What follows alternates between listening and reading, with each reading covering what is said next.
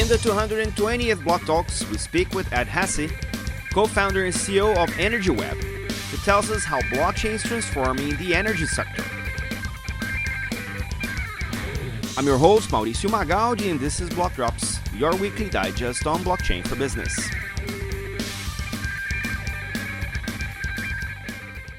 These news are not a form of endorsement, sponsorship, or encouragement for consumption, and are meant for educational purposes only.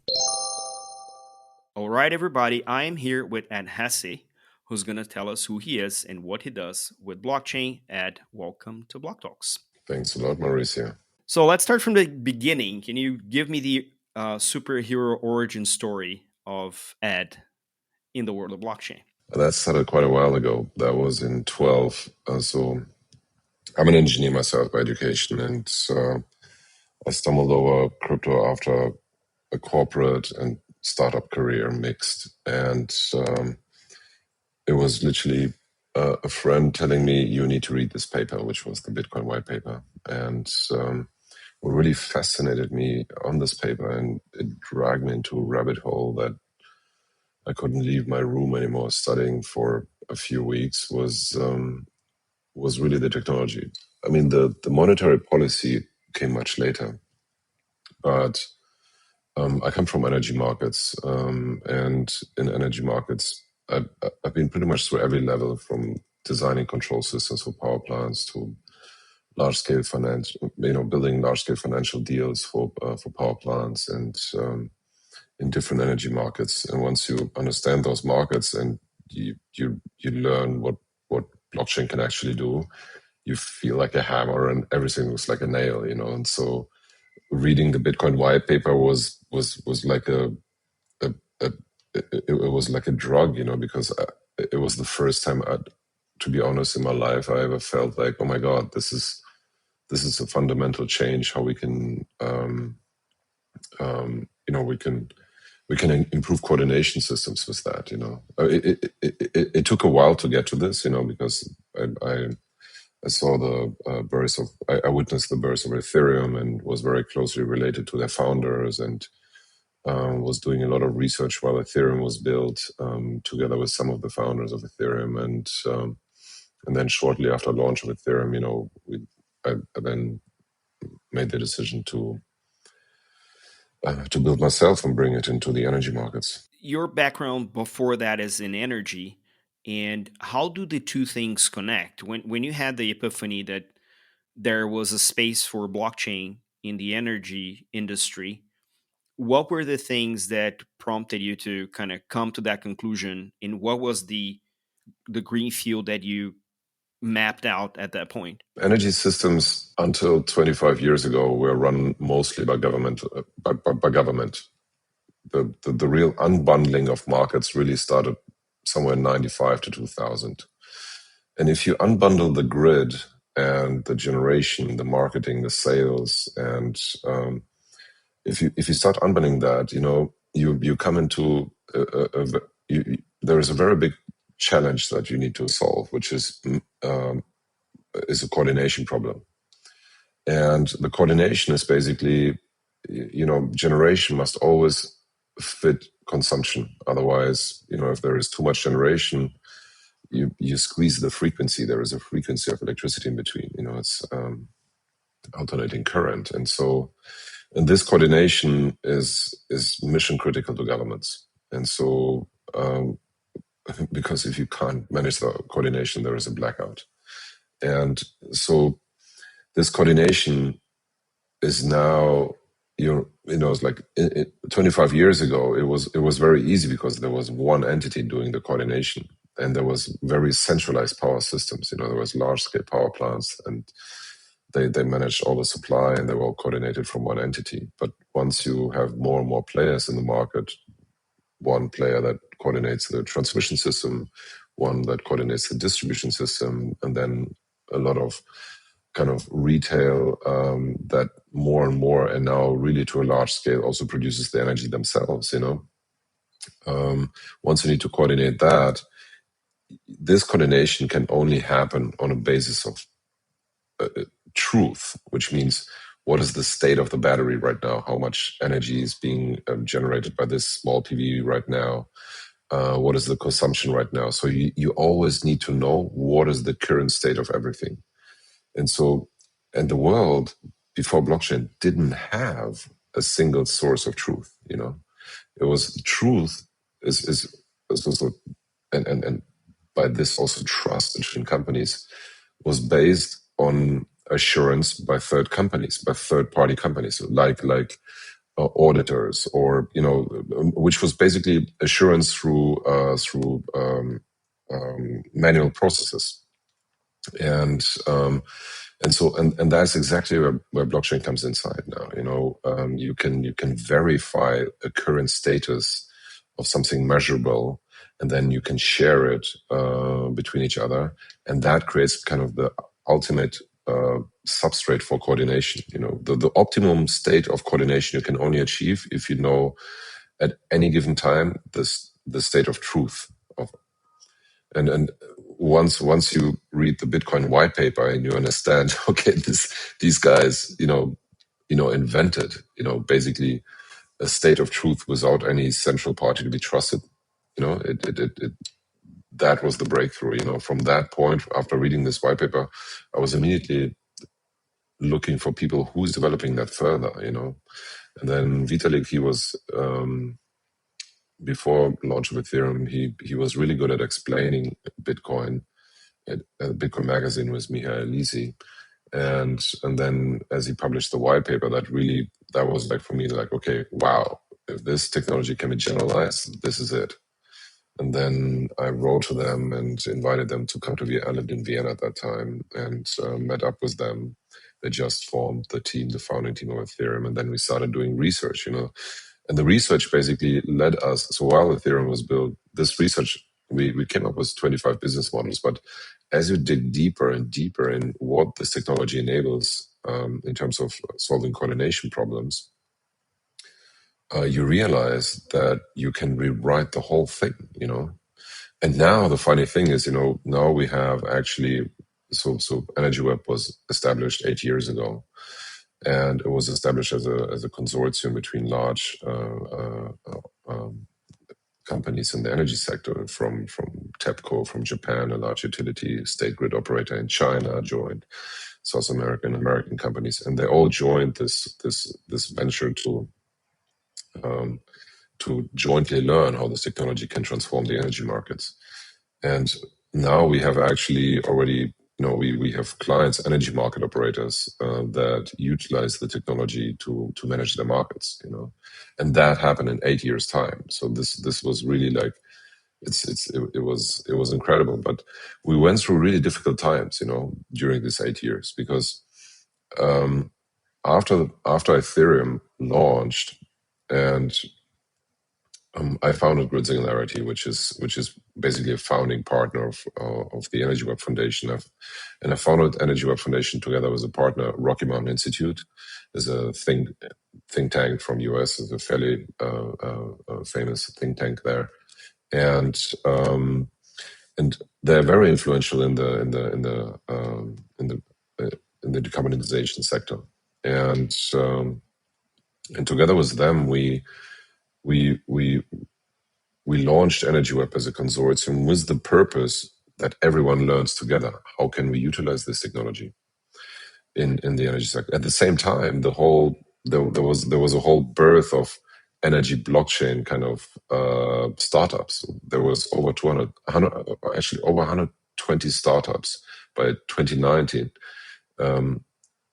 trying to deploy blockchain, smart contracts, and all these technologies, Web3 technologies in energy. And I think the peak of that was somewhere around 2020. And then a few years later, 97% of these startups died. We went through a few bear markets by now. It was simply too early at that time, I think now we're at the right time that blockchain kind of, we now kind of, I would say like we are the third generation of blockchains, where we now have all the middleware layers existing, that we finally can bring corporates into, the Web3 magic into the corporate sector. And this is what we do at Energy Web. It's interesting that we're having this conversation because when back when I started the show, I'm Brazilian, and I had many of my Brazilian builder friends on feature on the show over many years, and in the early days even more so. And one of the companies I interviewed was Fohat. Yes, I know them very well. Yeah, yes. One of the earlier members of the Energy Web Foundation. And back in the early days, when I worked at the IBM Enterprise Blockchain, guilty. No, it was a valid try. What you actually tried, it was a really valid try. It's just like, I mean, we can talk about that a lot, about IBM and yeah. And IBM had a case with two companies, one in the Netherlands and one in Germany, for contract coordination on prosumers and the grid and the balance of natural. And that to me felt more of a problem that required the abilities or the functionalities of blockchain that were not just trading tokens, which is 99% of what we see in the headlines. And much like you, I ran into the Bitcoin white paper, and the first thing that came to my mind, and I'm a financial services guy by trade, is, oh my God, this ends all the reconciliations in the pretty much the same fashion that you realized when you were working in the early days of research. Now, what are the challenges you found in building and developing the Energy Web Foundation, both in the technological sense, but also in the human coordination? Because when you have a consortium of many corporates, potentially from different sectors around the energy industry, you probably will have instances where the incentives are contrarian to some of those participants. And how do you balance them as you introduce this coordination layer across the ecosystem? I would say that there was 2 eras. The first 4 years. The first 4 years was mainly learning. We had all those use cases that we came up with during the time that Ethereum was built. We had as we kicked off the consortium, there was all these use cases and some were low-hanging fruits, the certificates of origin, and then more more difficult challenges like peer-to-peer management, peer-to-peer trading and stuff like this. And so in the first 4 years, there was at least 200 proof of concepts done worldwide. And every proof of concept showed, yes, it's possible, but the issue was the blockchain wasn't ready yet, the blockchain technologies. And so what we also realized during that time is that at that time, somewhere around 16, there was the DAO hack, if you remember that, in Ethereum. And this incident in the consortium triggered the creation of something which was actually the first proof of authority network. And that was a network that is maintained by by the consortium. So we had large utilities running validator nodes. There was authorities running the network, but it was a public network. Anyone could use it. And finally, actually, this became, this insight. This was the first proof of authority launch, and then many others copied actually the technology we invented at that time. In the consortium sector, actually, IBM they made it private. It was authorities that ran it, but the networks were private. And but we very clearly always pushed it needs to be public. Otherwise, we very clearly always push in the direction because it brings up a new challenge, right? And we didn't believe that innovation really will happen in closed circles in this environment. And so we launched the network in 2019 and 20. And then, as the bear market came in and a lot of kind of scams happened in the crypto sector, there was a time of approximately 2-3 years you couldn't even use the word blockchain in talking to corporates, because a lot of people burned their hands, and we saying that you work in crypto was literally like there was an equation: oh, you're a criminal. It's like you're a scammer. But what actually happened at the same time, a bunch of those proof of concepts, they came to product market fit. and but in a very quiet environment, hidden environment, not public. And so we actually now rolling out the systems that came to product market fit, actually completely marrying them to Web3 technologies. And so what the biggest problem was, it was the technology wasn't at that scale that we needed it, because if you think like about automation and you immediately think about smart contracts, right? But when you think like, okay, smart contracts are very rigid. Once you put them on the chain, it's very difficult to change them. And so all the proof of concepts have been done with smart contracts, and at the end, it all ended up in just attestation of specific data, and using smart contracts less and less because they were too rigid, or and it was public. Everything is public. The privacy was an issue, and is still an issue. It's the biggest issue actually, and so that's why of all the business models we had at the beginning, yet none has come into final, into public mass usage. So it's crazy, but look, it doesn't surprise me because energy market is a market, that is moving very slow, has a very high inertia, highly regulated. So I think the market by now has learned, and now we're at the brink that actually we there is a Web3 aspect coming into energy markets, which is clearly suffering a coordination problem and a trust problem, and trust problems specifically on the decarbonization markets. There is statements like 94% of all investors don't trust any ESG reports. So and other statements like this. So I think this is about to change, but the way that this could actually happen is we needed to abstract the technology so much far away that, at the beginning when we started 8 years ago, we thought like, you need to deal with tokens, you need to deal with all the Web3 stuff, and which is really difficult. So now we are at a level where, for example, actually we are undergoing a massive transformation at Energy Web right now. We work in a complete relaunch that will happen in a few weeks' time. So this podcast comes at a right time. Actually, there will be there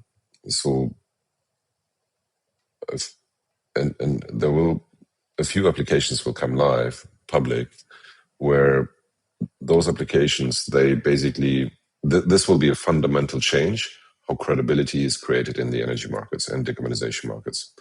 And for a Web3 person like you, it will sound very stupid, but trust me, in energy markets, this is a fundamental change. So what are we doing? It's very simple. We are verifying data and logic, but not by putting it into a smart contract. So we have built another layer above blockchain where there is off-chain compute that is functioning very similar like proof of stake. So there is multiple computers that that compute a specific logic or and data all at the same time, all the same logic. They have to find consensus on the blockchain, and they need stake. They need to have skin in the game. If they don't come to a consensus on the blockchain, somebody's losing their stake. And that data then is being returned as verified. Okay. And so the corporates then have this, they can basically now can verify internal business logic and data as it happens. And by this, you basically immortalizing truth.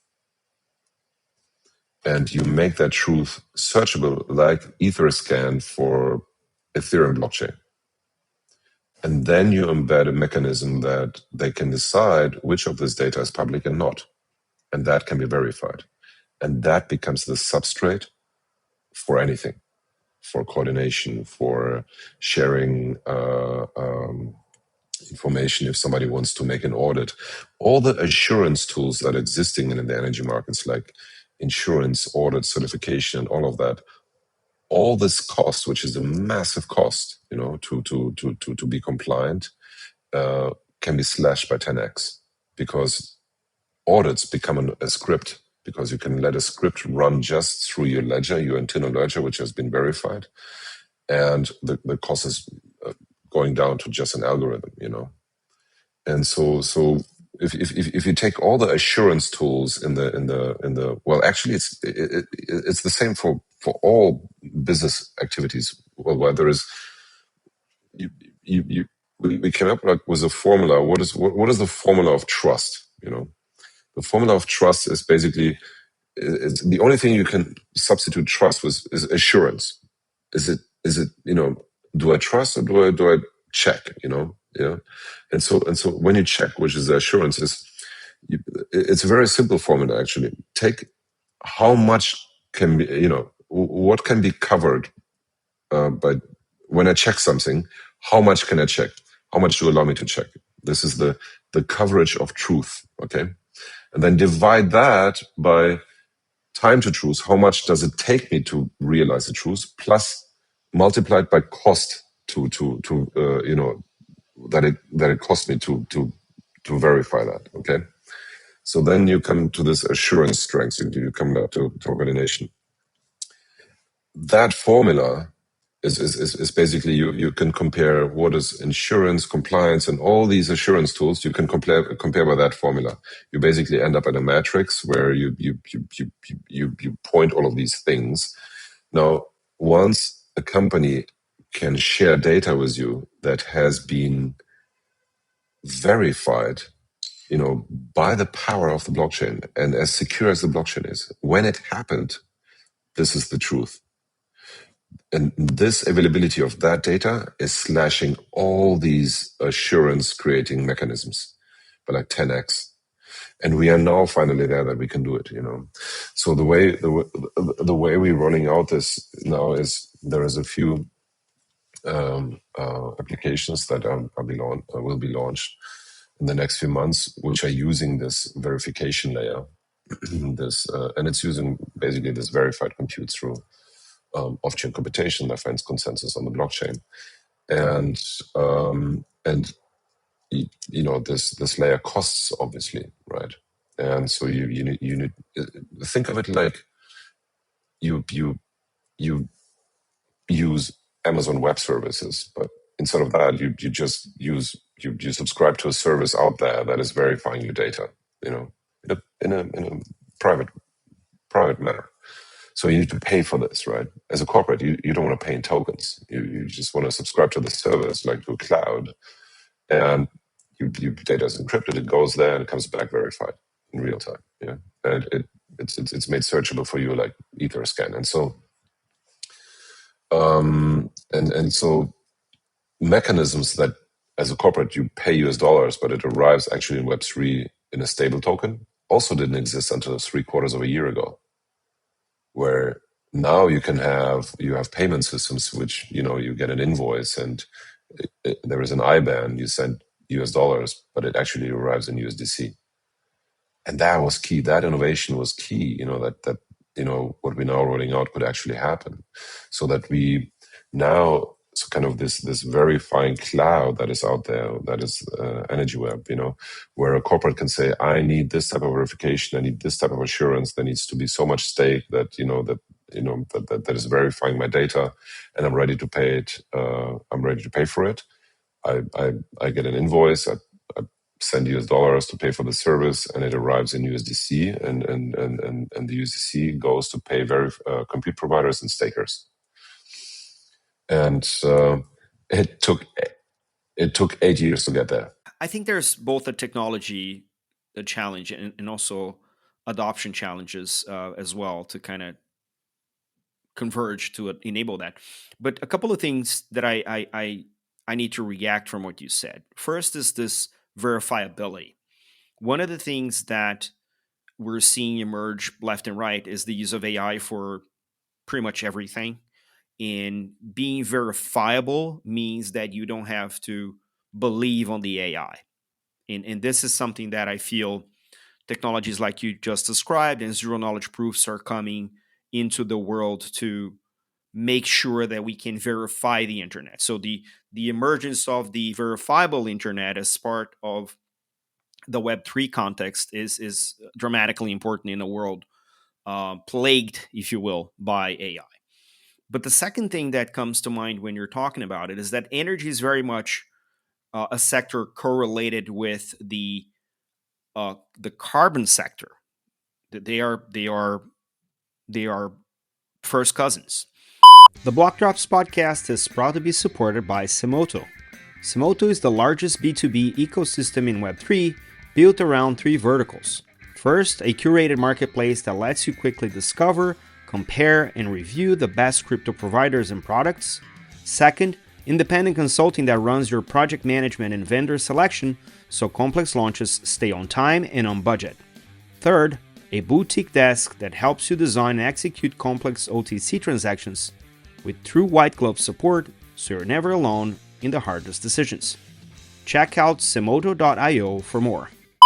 And we've seen over the years countless attempts to tokenize carbon credit and make it a tradable asset and make it retirable automatically and in so many other things with the same like audit and the same reconciliation aspects and everything else.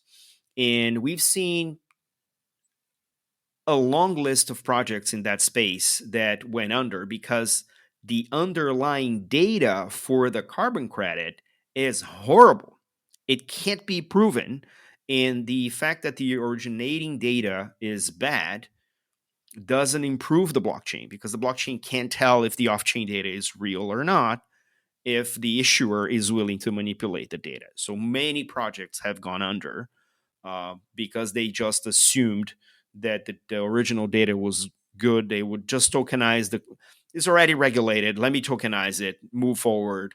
Let's monetize all of this. And all of a sudden, you don't have that assurance. That is actually the biggest problem in decarbonization markets. I was going to ask, is this new generation of verifiable data for the blockchain world, how does that impact that scenario? You're fully on point.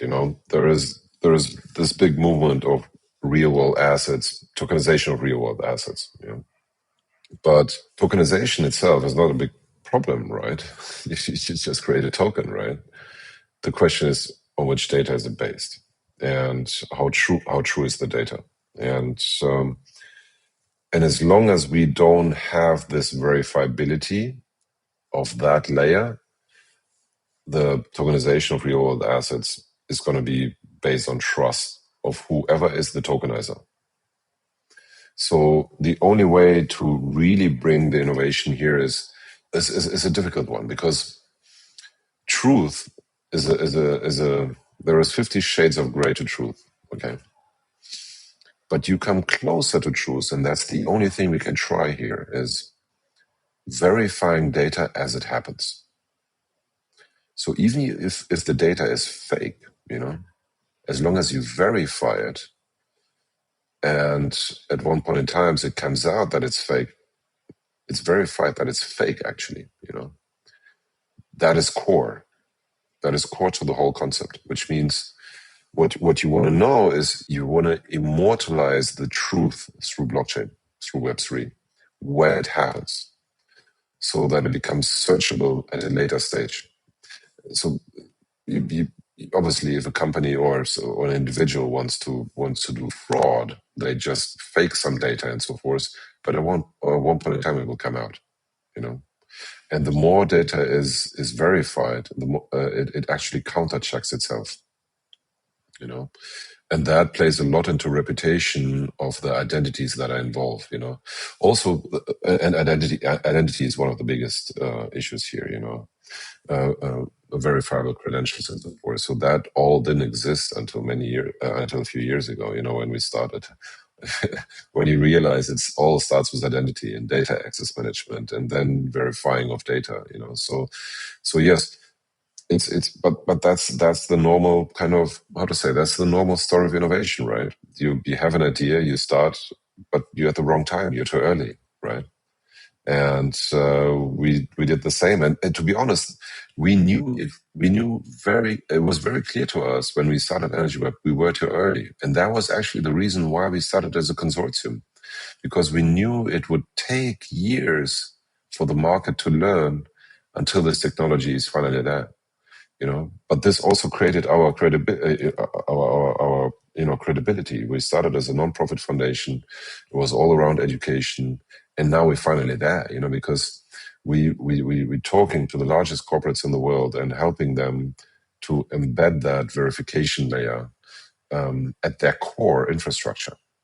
And it had to take its 8 years because, as you say, there was this massive learning curve, and proof of concepts were all around tokenization of electricity and all the wild examples you could ever think of. But the core was still broken. Who are the identities? Is the data true or not? And so yes, you're totally on point with that. I think decarbonization markets are actually at its peak kind of crisis of distrust because people don't trust it anymore. But now imagine, I think this will be possible in next year. This will come out.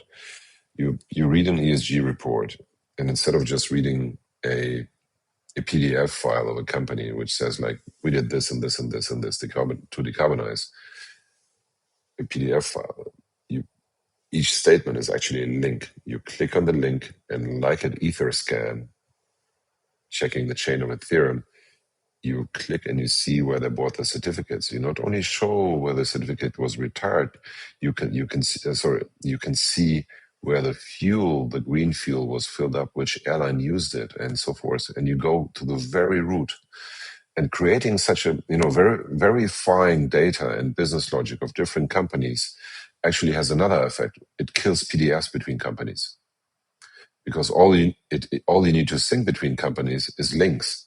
Here's a link. You did this. This is it all become links, no PDFs anymore. And so there is one example is book and claim systems. Book and claim systems. These are like registries to track certificates, green fuel certificates. And so we operate some of those book and claim systems, some of the biggest in the aviation and maritime sector. And we have built them with some of our partners at EnergyWeb. And we get PDFs in and we get PDFs out. And then at one point in time, there was a requirement. We would like to see audits because, we would like to assure that what you say is really happening. And that's exactly where the embedding of the verified compute came inside. But we don't need audits because we can show you everything as it happened, and it's immutable. We cannot lie.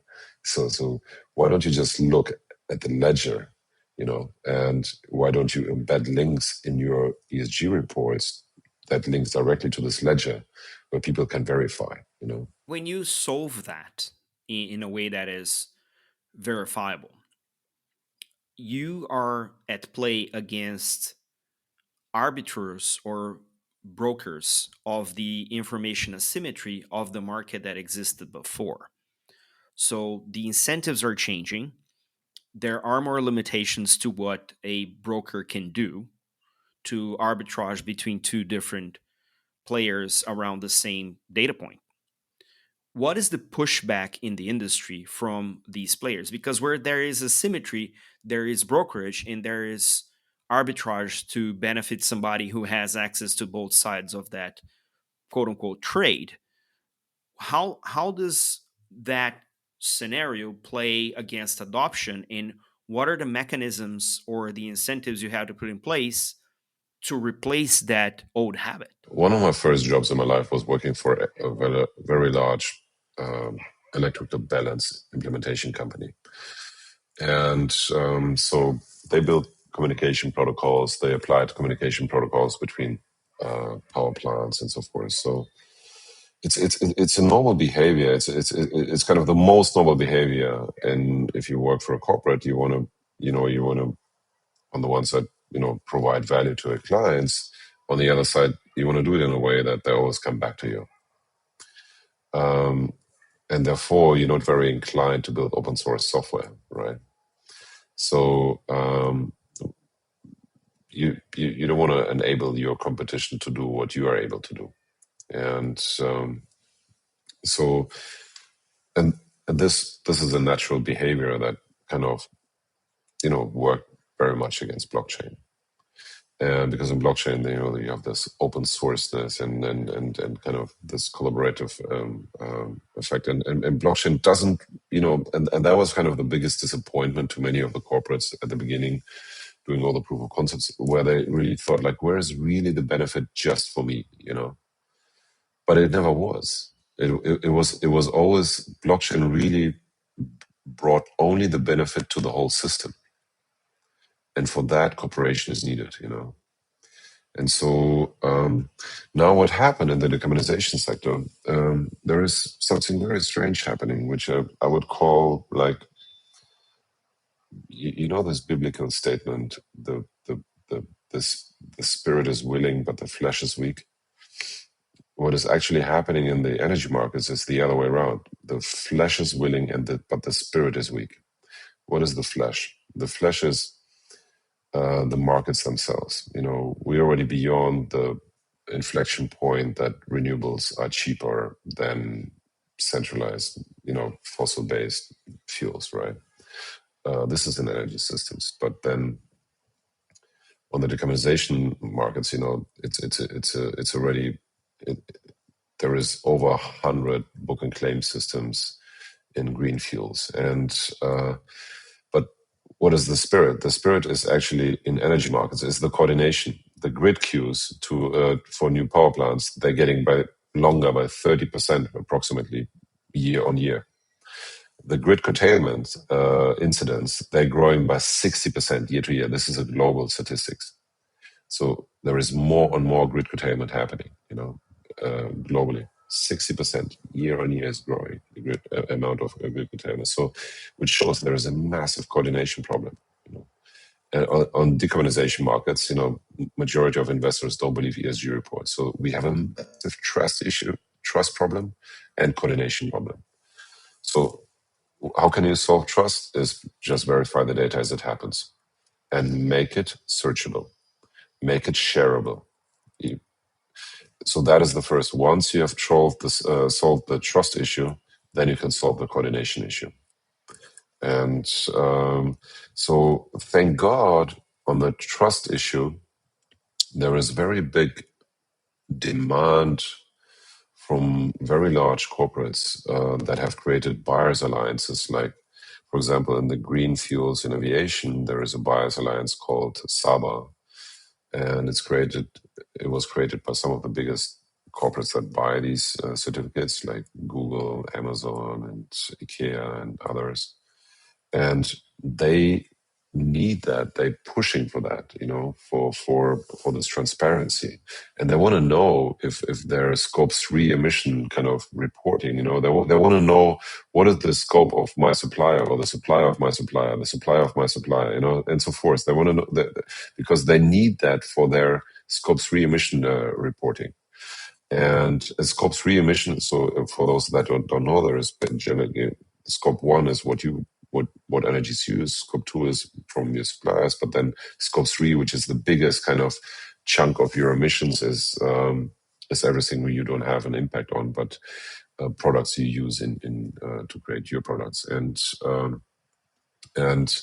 there you need a transparent supply chain, and so you either trust them or it's verified, And so the demand now actually comes from the corporates to have this fabric of truth that is verifiable at any given time, And so in the old world, before blockchain, you would have created certification bodies, more audits, and associations and all of that, but it's slow. It's like, it's just a snapshot in time, right? So the only way to solve that is verify your data as it happens. It's a snapshot in time of a PDF you send through email. Exactly. So, and it's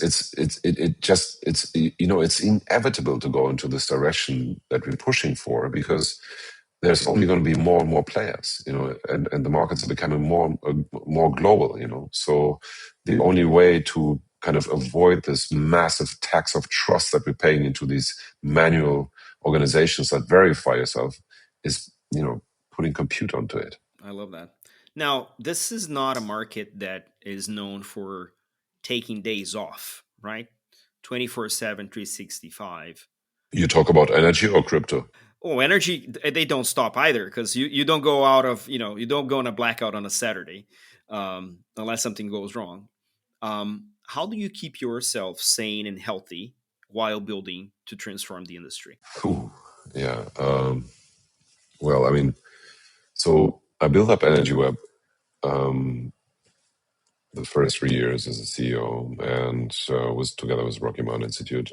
I actually stepped back for a few years and I actually co-founded a few other ventures and seeded a few other ventures. And then actually a year ago, I was at a board meeting of Energy Web Foundation, and I always remained on the supervisory board, and there I saw product market fit. So I really felt the calling. This is what I need to do now, and so after a long discussion with my wife, I was given permission again.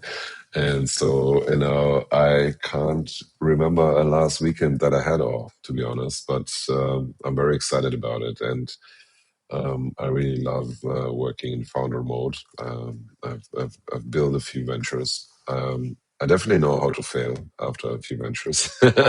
so I know now what not to do. And in the we're now in the middle of a launch, so in the next 3 weeks there is a lot of new stuff coming out, and it will be really groundbreaking. I'm really excited about this. So yeah, to be honest, I'm not looking at prices anymore.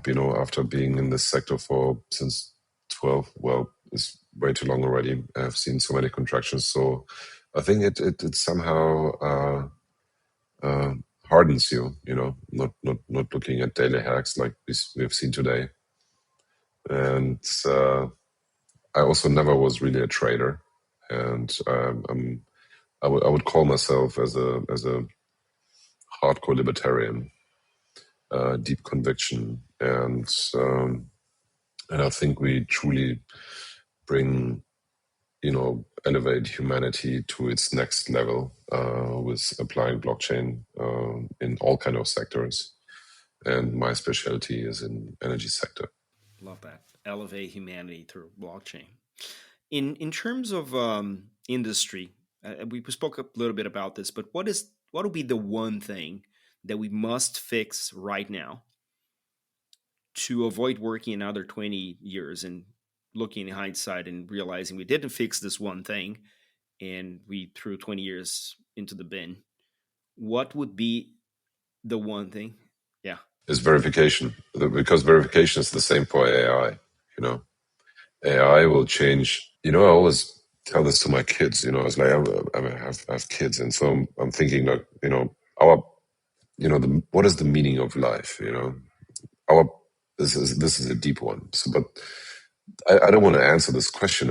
All I want to say is there was an implicit teaching of our parents to us what is the meaning of life. It's just like they created a meme for us, right?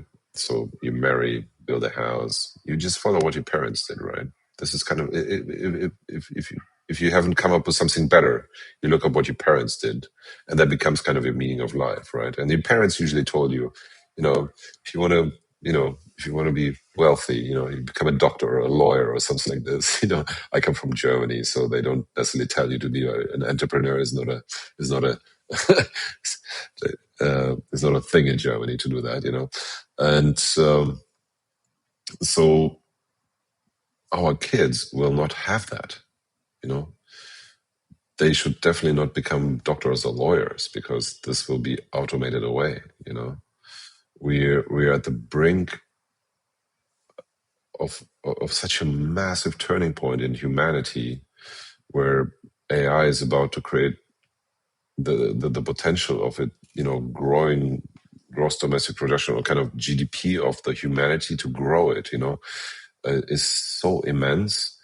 And to be honest, when I'm thinking about all the possibilities, and everything that Elon Musk is doing. It's just crazy. Specifically with Neuralink and everything that he's doing. For me, the biggest concern is who is in control. Who is in control of the data and access management?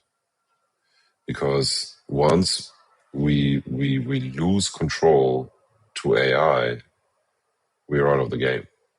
And the only thing this can happen, control, from what I understand now, is blockchain. That is so bringing verifiability to data, but also to AI is key. What needs to happen right now, and I think this will be also a very big driver in the next few years as a trend. Verifying AI compute and data at any scale. This will pretty much define how we spend the rest of our lives. And because I mean, this is a deep rabbit hole, but this is key for me. I'm with you. Um, in terms of onboarding people to blockchain or energy or crypto, what's your usual? Do you get calls from people like, "Oh, I saw there's a new Bitcoin all-time high. How do I get into this now?" Do you onboard people to blockchain, and how do you do it? Oh yeah, we had that. So I do it in two ways. If somebody asks me for financial advice, I tell them I'm not a financial advisor because if you want a financial advisor, you ideally have one that tells you two things. So when to invest and when to divest. And so I'm the worst financial advisor because I can never tell you when to divest because I believe the world will exit into my world and not me into the old world. Okay, so I'm not a financial advisor.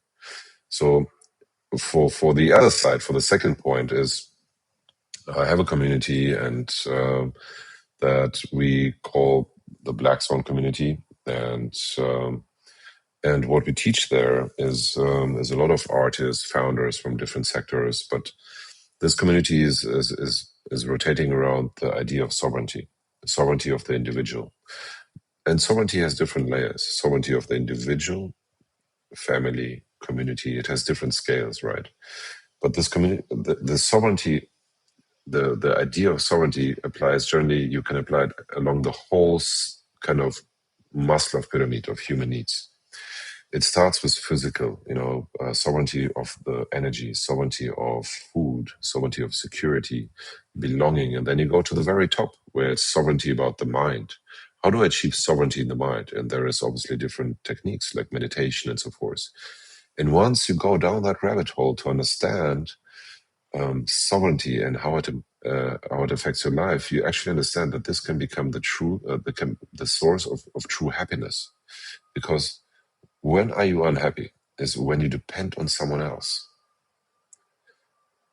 They already teach it in a plane, The first thing you do is you put the mask on your face and then on the kid.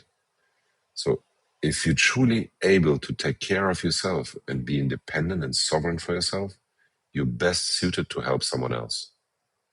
And so, and Web3 is only a part of that, But Web3 was kind of the incarnation. It was like the kickoff of the sovereignty movement, And so, and this is how I usually onboard people into Web3. I'm not onboarding them into Web3. I'm onboarding them into the idea of sovereignty, because many people conflate that idea with egoism, but it's the opposite, actually. Really, once you're able to take care of yourself, all your problems start to go away. And once your problems start to go away, you immediately incline to help other people how to help themselves. And we have an experimental ground for that. It's a farm in Chile where we apply all of that. We have our own food, our own energy, and we invite a lot of people that do different activities around elevating the sovereignty of community or individuals in different aspects. And that literally goes into every sector. If it's music, if it's anything, literally. When you can take care of yourself or your community, you can become the most happy person. That's my onboarding into Web3. Brilliant. um, we're about time, but I will want to share with the listeners how to know more about Energy Web and the work that you do, how to get in touch, and all the things like that. Oh, you can simply write me on Twitter. Energyweb.org is the page, and Ed Hesse 79 on Twitter. Just ping me if you're interested if you're a freedom fighter and for sovereignty, and you have a super skill and you believe you can help humanity. Just ping me.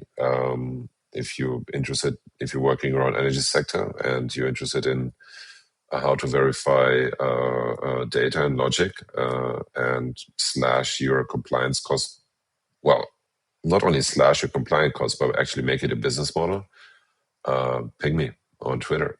Ed, this was an amazing conversation, probably one of the deepest ones I've had on the show in a while. Thank you so much for trusting us with your story, and hopefully we'll bump into each other somewhere around the world. Yes, I'd be happy, Mauricio. Thank you.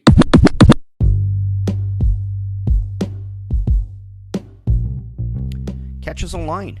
We're on Instagram at BlockDrops Podcast, on Twitter at BlockDropsPod or 0x Mauricio. We're on Lens at blockdrops.lens. We have a newsletter on LinkedIn.